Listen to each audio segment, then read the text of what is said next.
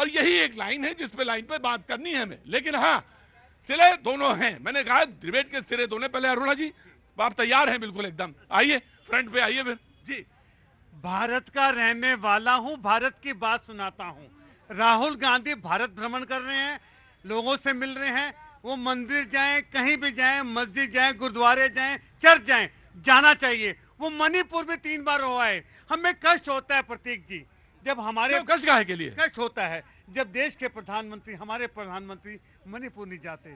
जाना चाहिए। राहुल गांधी ने कहा, राहुल गांधी ने कहा कि प्रधानमंत्री हो आप, एक बार आ जाओ मणिपुर। रिक्वेस्ट की, गुजारिश की, विनती की कि आ जाओ प्रधानमंत्री जी, आ जाओ। आप मुझे, मैंने तो कल पे मणिपुर पे बहस कर रहा था। मैं बहस क्या कर रहे थे? बातचीत होती है, हमारे यहाँ बहस नहीं होती। तो मैंने कल कहा आपकी भाई मणिपुर जाओ ना जाओ, लेकिन एक बात जरूर बताओ, और वो ये है कि समाधान कैसे निकाला जाए, इस पर बात बताओ। पॉइंट्स लेके आओ और पॉइंट्स बताओ कि देखिए, सिर्फ डिबेट करने के लिए डिबेट नहीं होनी चाहिए।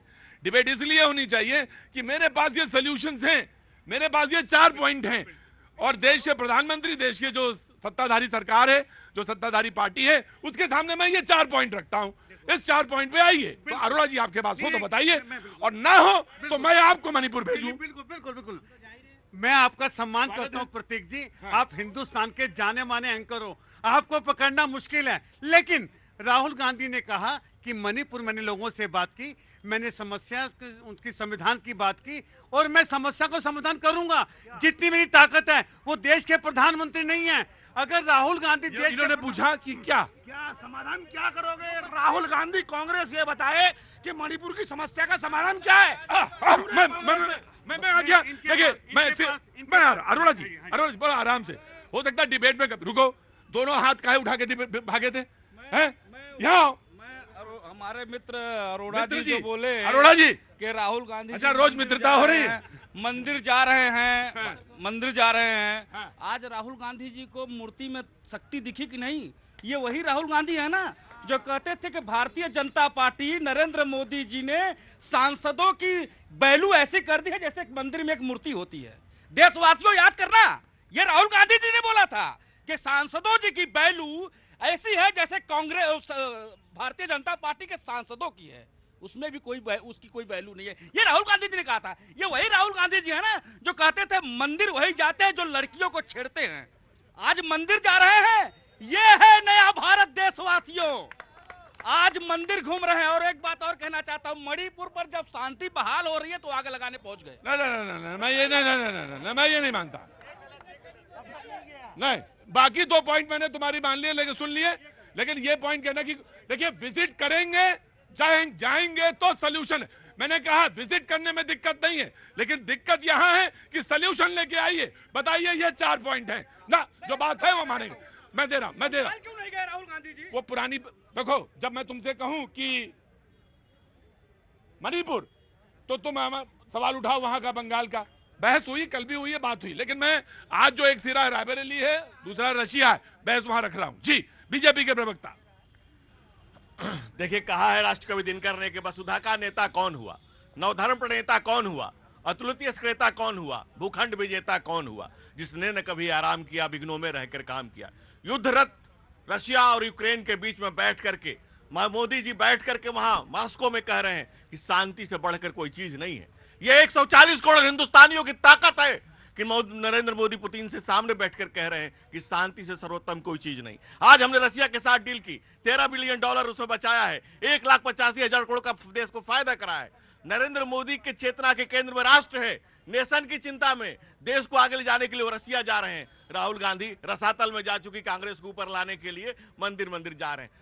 कबीर ने अच्छा तो है, नहीं मंदिर जाना अच्छी बात है। कबीर ने कहा है कि मन न रंगाए, रंगाए जोगी कपड़ा। आप राहुल गांधी, एक मिनट, हाजी राहुल गांधी को आप देखिए, जो व्यक्ति कैसे कह सकता है, कहा मंदिर में बैठे, जैसे कहा भाई ने कहा कि भगवान को उन्होंने असहाय बताया। जब पुनिया के साथ घूमते, जो कहता है, जॉर्ज पुनिया के साथ जो कहता है कि देश की मिट्टी पैर में न लग जाए इसलिए जूते पहनकर घूमता हूं। जब आज सतीश जारकीहोली को हटाना चाहिए था, जो उसने कहा था कि हिंदू शब्द गंदा है, पहले उसको मंत्री से हटाते, उसके बाद मंदिर जाते, पहले उसको स्वच्छ करते। डिबेट में थोड़ा सा वो रास्ता ले आता हूं, और वो ये कि भटके ना मामला, इसलिए बहुत जरूरी है कि ट्रेन जो है ट्रैक पे ही चले। जी जनाब अली, मैं आया, नीति जी आया।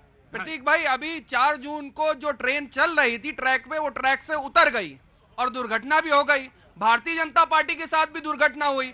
इनको राहुल गांधी के अंदर सिवाय नफरत के और कुछ देखा नहीं जाता। राहुल गांधी जी मोहब्बत की बात करते हैं, और धनंजय गिरे जी वो पहली बार जो है वो किसी कहते तो हैं, देखो ना, कहते हैं। मोहब्बत की दुकान तो आप देखिए क्या है, सुनिए अब 10 सेकंड तो दे दीजिए। नहीं। अब देखिए, और आज जो है राहुल गांधी जी आप पहली बार जो मंदिर नहीं गए, वो हमेशा से जाते हैं। प्रियंका गांधी जी जाती हैं, लेकिन तकलीफ ये है कि भारतीय जनता पार्टी के पेट में तकलीफ होने लगी। अभी माननीय प्रधानमंत्री जी रूस गए और बड़ी ऑयल डील करी, लेकिन हमारे देशवासियों के लिए आज तक ना पेट्रोल सस्ता हुआ, ना डीजल सस्ता हुआ, ना सीएनजी सस्ती हुई, और सस्ते पे सस्ता खरीदता ले आ रहे। किसको बेच रहे? हाँ, चंद उद्योगपतियों के लिए।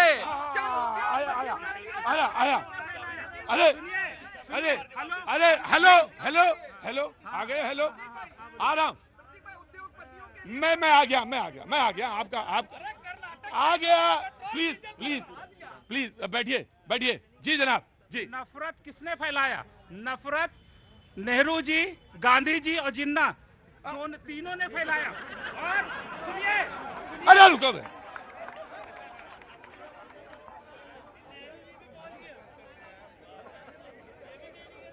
क्या नाम है आपका गुरुजी?